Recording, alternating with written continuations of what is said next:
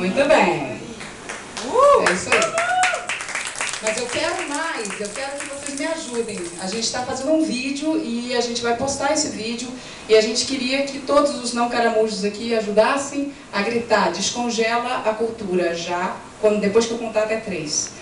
Vocês estão sabendo que essa situação é uma situação muito grave. Tem quase 50% da verba da Secretaria de Cultura do município de São Paulo que está congelada. Isso não é uma questão só dos artistas, mas é uma questão da cidade.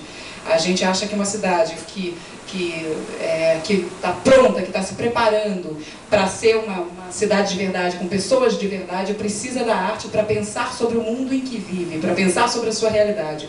Então, por isso, vou pedir para vocês me ajudarem. Descongela a cultura já, ok? Vamos lá? Eu vou. 1, 2, 3. Descongela!